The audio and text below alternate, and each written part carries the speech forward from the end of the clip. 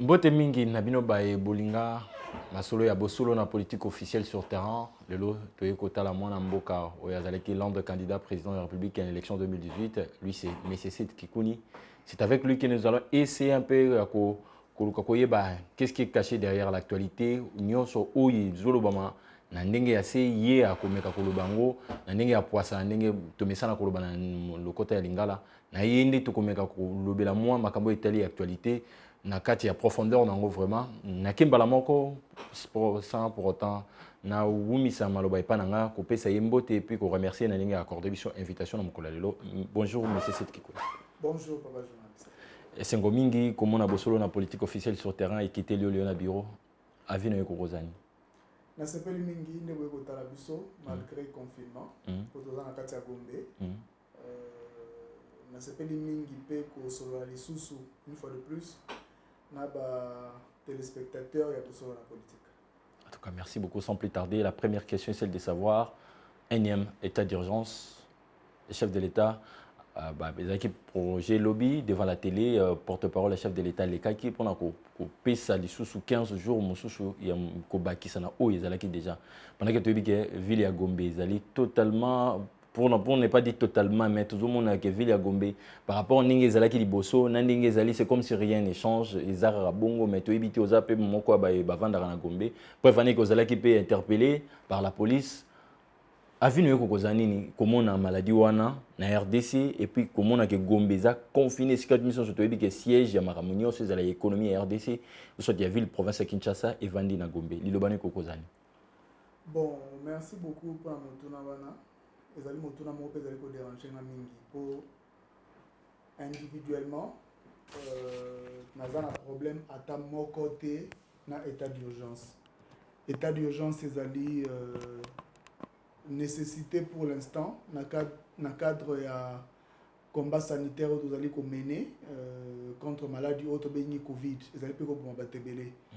Problème na biso ezali beaucoup plus lié na politique ya riposte oyo nga ezali ko mona lokole komi riposte moko ya prestige. C'est comme si bakondi bazo sala makambo kaka pona ko impressionner bazali ko copier makambo bazali ko maîtriser te et ezali ko mabiso liboso penza te. Exemple PC ezali exemple moko ya malamu ezali ya confinement ya Gombe na bandi balobaki nini balobaki bazali ko confiner Gombe po ezali épicentre ya maladie. Objectif nango ezali ko protéger reste de la population. Maintenant les autres ezali ko loba awa Gombe za sous épicentre ya maladie te. Maladie esi ekoti na Kinshasa nombre ba cas est comme ebelé. Voilà, nombre ya ba cas na Gombe comme très insignifiant. Mais là, on ezali ko expliquer tilelo mobilisation ya police na mobilisation ya personnel médical ya OMS na ebité ya banini mususu zali komona na banzela kaka na Gombe.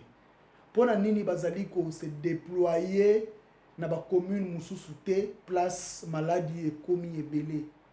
Est-ce que l'ingo la kisake batu bavanda na Gombe bazali plus humain, plus important que majorité ya batu bazali ko vanda kuna? Les amis, tout notre zali comme tourna. Une autre chose, c'est que protection à Gombeza beaucoup plus facile. Que gérer Gombeza est facile.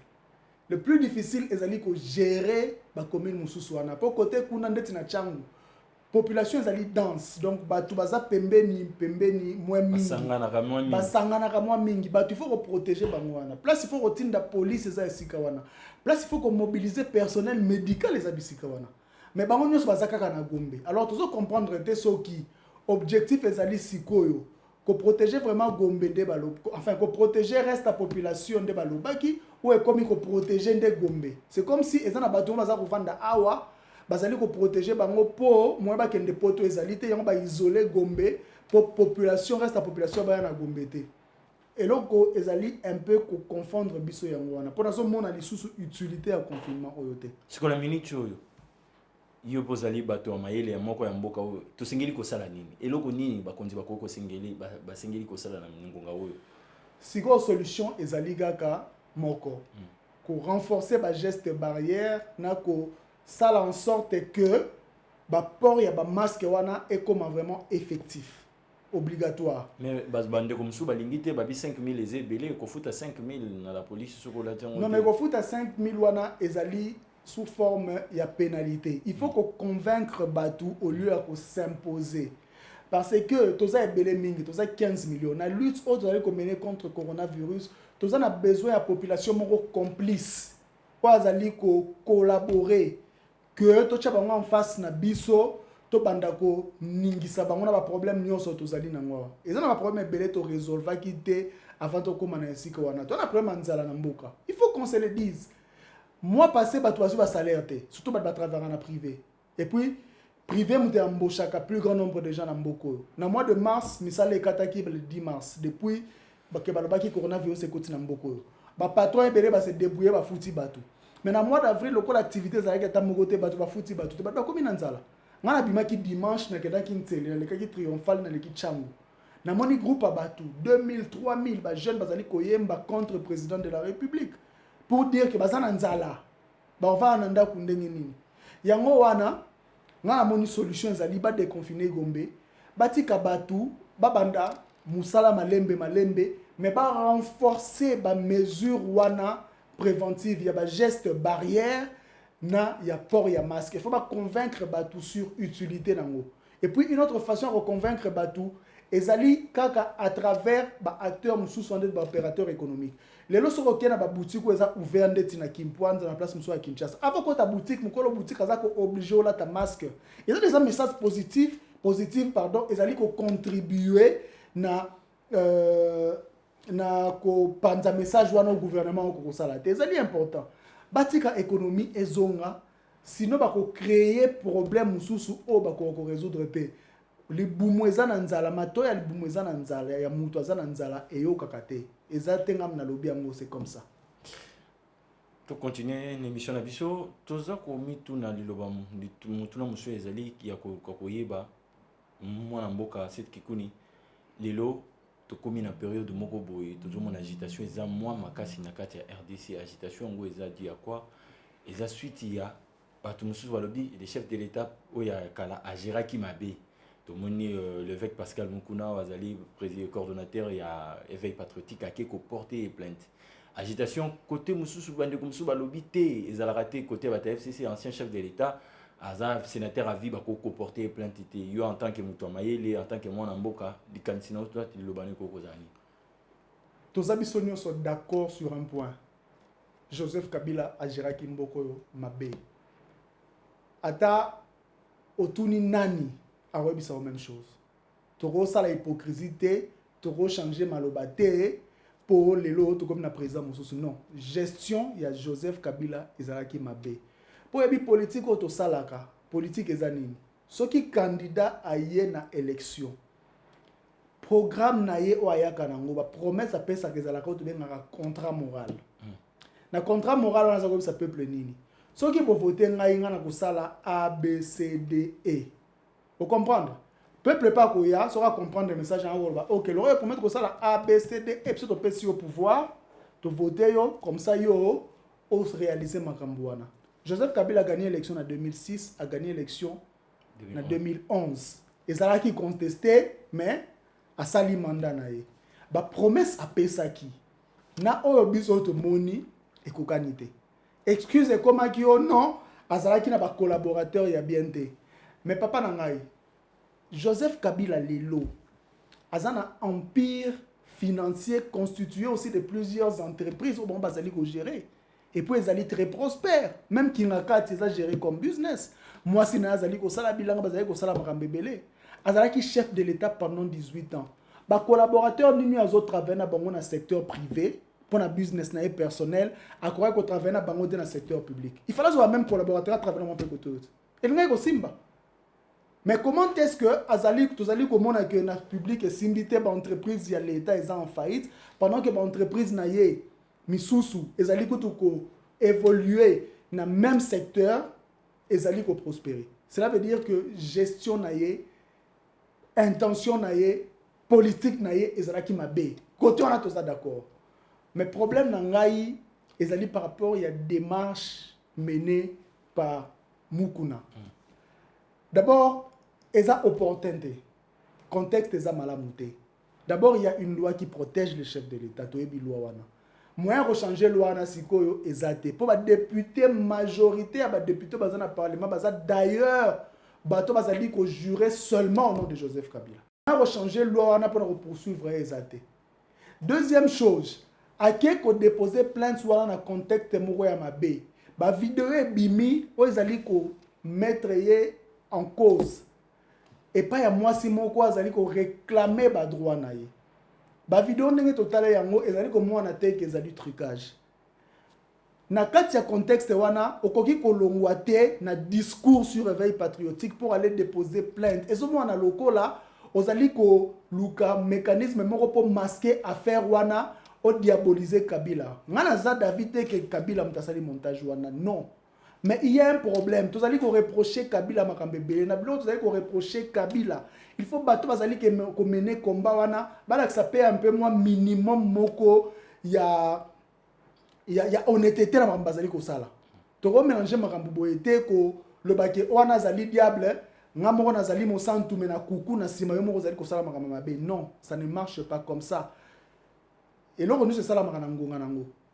Donc pour un moment où avec Mukuna Poni pour déposer plainte, on est opportunité. Et opportunité, biso nyonso toyebi ke Kabila azali otobengaka prédateur na mboko yo asali biloko ebele, mais toleki mo alternance moko boye mutu so akomi président. Toliki na no rythme wana ekota nanu avant totalande to résoudre makambo mususu. Et puis opposition, biso peuple faut comprendre que combat mususu poto gagner yango. Il faut appeler sa pouvoir na ba député oyaye o bazali ko représenter vraiment ba intérêt na ye o bazali ko représenter ba intérêt ba autorité morale te. Il faut ko mana point wana koko mana point wana so senga eza mécanisme mbeza processus mobimba. Il faut convaincre peuple, il faut peuple comprendre combat yango ezali tozali ko mener yango na objectif nini na sens nini. Oko tele mateyo moko na quelques membres ya église na yo okende ko bunda bitumba minel ya munene bongo perdu déjà d'avance. Non, ce n'est pas un combat que Mouta ko mener yemoko. Et puis troisième point, Atali pasteur, moi je suis contre le fait que le pasteur il faut passer à la politique. Il faut qu'on se reconvertir dans la politique ou comme un politicien soit aligné comme ça la politique. On va mélanger les deux. Soit aux alliés politiciens, ou aux alliés domaine moko laïque, ou bien aux alliés pasteurs. Mais si on alliés pasteurs, au lieu d'aborder le sujet à la société, il faut pas de limite na yo. Ba limite na yo les alliés nini. On va mélanger les deux parce que en ce moment acte à poser wana, azali en même temps qu'on exposer pe ba église de réveil nyonso. Yango zo mona soutien ya pasteur mususu ezalité na démarche wana. Parce que biso ndenge to yebi musala ya pasteur ezali côté ya moralité na bandimi na ye et puis côté ya batu lola ba se préparer pour na lola. Mais so comme ko mélanger makambu. Et puis ce qui na contexte wana image na yo déjà est comme terni na makambu moko boye o bazolo ba ke yo salaki avec preuve à l'appui na ndimite ke makambu wana ko aboutir. Faut changer chapitre mais tout kala obele na mwana mboka Joseph Kabila parce que actualité mingi zo la basée sur ye parce que balingi ba créer le secrétariat technique mobimba oyo ko banda ko s'occuper na ye. Alors que tout zomona ba voix isa ko s'élever de partout pour na ko senga diminution à train de vie à l'institution parce que mbongo zo bima mingi na niveau ba institution ya ngo peuple azo za la providi kanisina yo ko za la nini pour na makambo wana. Pour na eza folie. Eza vraiment folie. Tout le monde a dit Joseph Kabila comme mokonzi na mboko. Ezaki na contexte moko difficile. A eu pouvoir avandi à organiser ba élection, à salir constitution, OK. Mais sur le plan économique, tout le monde n'a pas de résultat. Sur le plan social, tout le monde n'a pas de résultat. Alors, tout le monde a vu à Joseph Kabila en tant que sénateur à vie. Donc après avoir passé 18 ans à pouvoir, à vivre comme l'homme le plus riche de la République démocratique du Congo.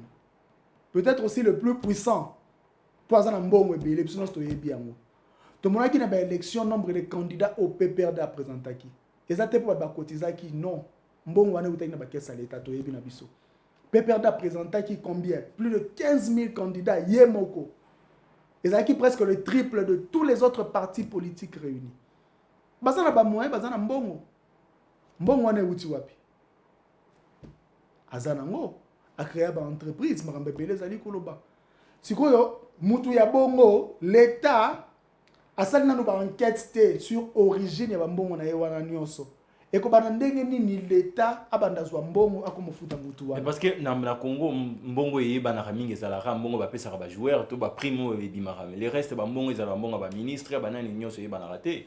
Oui mais imaginez sikoyo tokende musika te toza na budget moko ya 5-6 milliards de dollars croissance économique yango pesa malembe eza vraiment proportionnel te par rapport à ya population toza nango soki biso lelo tobandi kopesa Joseph Kabila plus de 8 millions de dollars par année 5 ans après ou en 2023 Félix pas comme sénateur à vie tomo pesa sous 8 millions tosuka wapi sans compter ba retraité nyonso toza na bango na mboka ba retraité ba secrétaire général retraité papa na ngazaka secrétaire général oyi bazwaka combien akufa mais ba secrétaire généraux au bazaka retraité bazwaka combien et ça un montant moko insignifiant na mboka tant que vous allez déterminer ba salaire à bateau à la retraite et à la salaire actif il faut tenir compte il y a proportion wana Kabila za ko mériter mbongo wana te ça c'est un et puis de deux moi si naye asala ka ba don moko oyo biso mituna ka mbongo wana uti wapi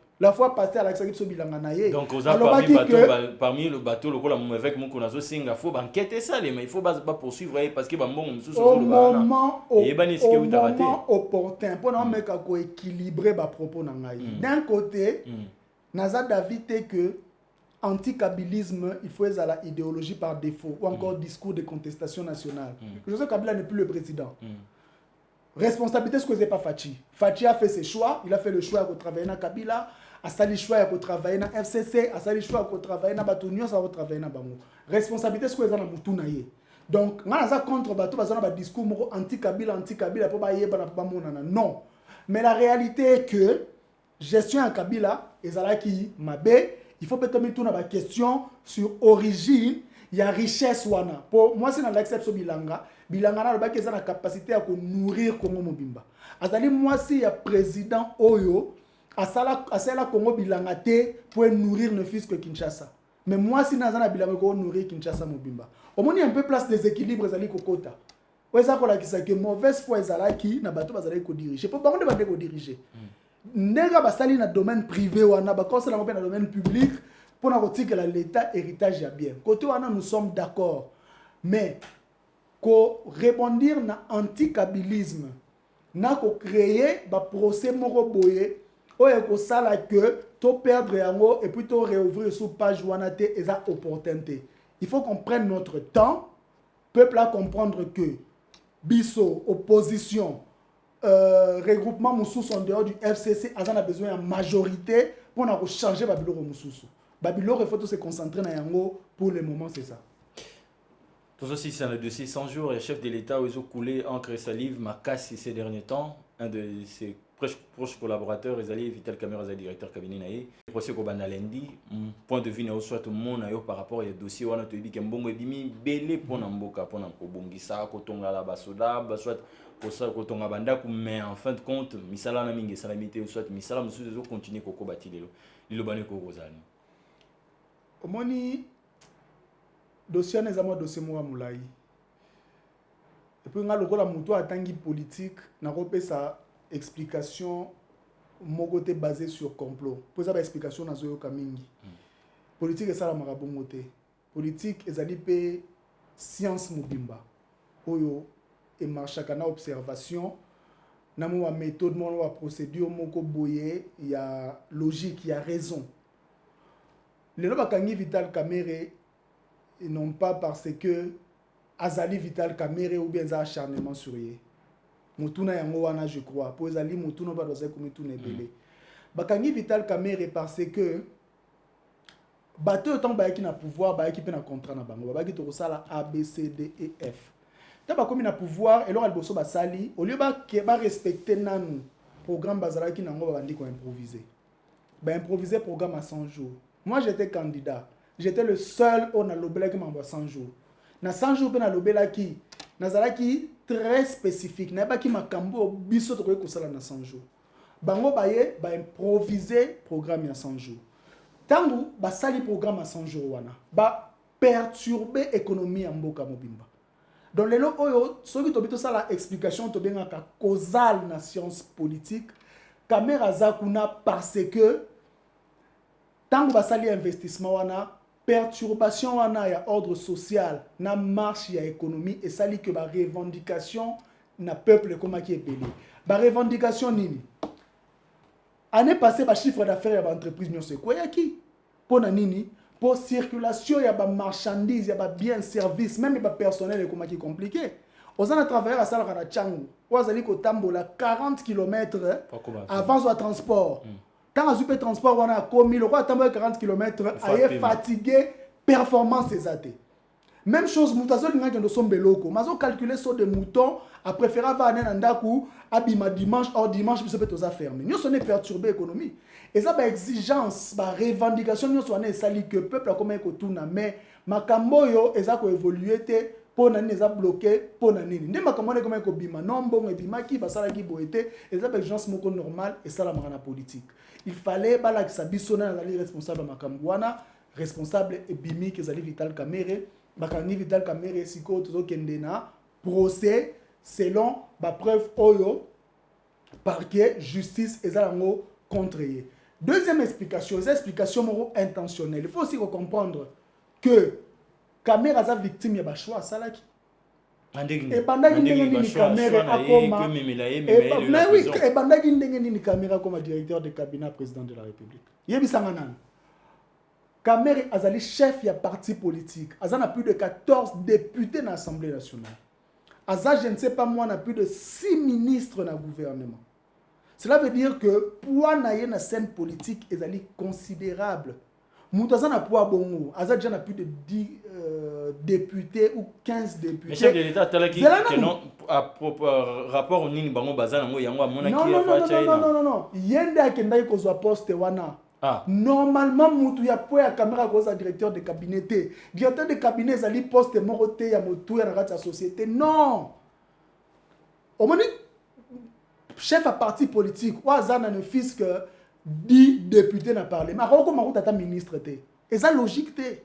Ce qui a commis qui à niveau cela veut dire que azana ba intention mususu. Selon yo accord Kamerhe déjà accord Zalaki a comme premier ministre. Il fallait ba insister wana ba convaincre l'autre camp ba chai premier ministre. À quoi qu'on soit en dessous de ça. Zalaki la majorité il y avait pas d'autre choix. Pas de problème, il fallait vendre chef à parti politique naé, à diriger ba député naé, à diriger ba ministre naé, il a un parti politique. Mais proche collaborateur naé à Sengi à la PME naé où les mal. Oui, mais justement, il y a un zolo baté, explication intentionnelle et ça conséquence il y a ba choix naé. Tu sais mais quand expliquer ma camp partir de conséquences. À ça là qui ba choix en de me mettre place à Komiwana. Tant à Komiwana, la première des choses qu'il a fait, c'est d'aller improviser programme à 100 jours. Babandi ko sala makambu na désordre après et souke li bango nanzela. Problème yango wana. Kamerhe yemo pas aller responsable ya ba acte na ya posaki. Siko il faut noter la justice. Exactement que nazali ko condamner. Aza ko bénéficier la présomption d'innocence comme détenu comme mutu nyonso. Oyo azana na nini préventive. Mais il faut qu'on ait que à salaki ba choix, il faut à supporter les conséquences ya ba choix na yewana. Et puis population de et sengi l'état abimise la biso responsable. Nani a créé chaos dans la ville ya Kinshasa, nani a créé chaos dans la République démocratique du Congo par rapport à programme à 100 jours. Toti kana makambo acharnement nan de côté. Wana makambo susu pondenga na yebeli politique. Bato bazalaka na force moko babundaka te. Kamerhe na Tshisekedi bazaba partenaire. Bayebani ba secret basalaki makambo ensemble. Je n'imagine pas Félix Tshisekedi azwaye abwaka ye nde babengaka na monoko ya ba lion et puis Kamerhe na panique wana akuma ko bimisa ba secret oyo esengeli te na ndimite. Et ça processus moko normal, exigence et outils hors système. Et surtout les gens qui ont des liboso, justice pénale wana, il faut et ça. Donc Kamerhe azali victime, il y a d'abord la revendication populaire, azali pe victime, il y a ba choix na yemo. D'accord, merci beaucoup.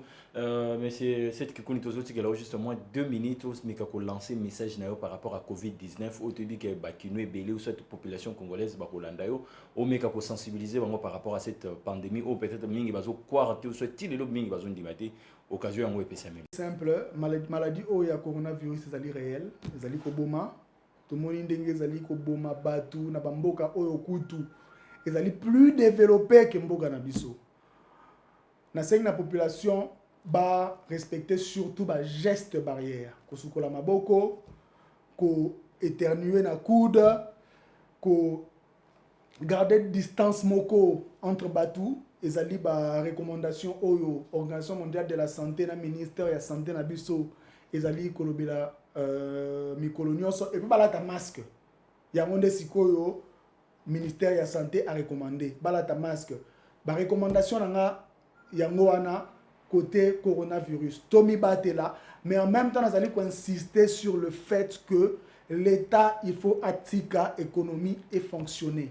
Pour autres, vous allez que ça, comme hypocrisie, comme dans le cas de prestige. Confinement à Gombe, ils ont un sens. Mon côté, nous allons comprendre l'utilité. D'un côté, objectif, il faut protéger l'endroit populaire. Il n'y a personne à protéger à Gombe. Il n'y a plus personne à protéger à Gombe. Ça ne sert plus à rien. Il faut des moyens pour protéger le quartier populaire parce que Batouana Bazakutu na possibilité ya na accès à soins de santé. Priorité il faut à la bango. Babita comme plus important que babita ba commune sous-souté. Merci beaucoup. Mwana mboka Seth Kikuni na invitation na ndingo yambaki biso na bureau na lelo pour na no marambeteli politique. Onyo c'était actualité ya mboka. Merci na bino ba bozwani de partout bolandi bosolo na politique officielle sur terrain. Ndenge tolobi to yambaki na ndenge bino moko bomoni na ndenge pe boyoki ndenge alobi makanisi na ye balobi ba parole oyo ko alobi lelo eza ko engager kaka ye moko parce que ye moko nde azali un de bato mayele o ndenge tolobaka ba politique ya mboka RDC o ba kanisa ka malamu mpona RDC pe balobaka ezali bongo monsieur Seth Kikuni a répondaki na ba question na biso nyonso tozalaki na mo mpona kotuna ye na pe nzalaki ngambo kote nazalaki accompagné na Roublin Bamba azaki derrière la caméra. Merci Mingi, merci na Précis Mouyoko, merci na Israël Mutombo Moulouba Mouindou Papa Sango et pourquoi pas na Bino Baïnion Sobozo qui dit bakwa ko la politique officielle sur terrain. Ni to kotani bon na balasima. Ciao.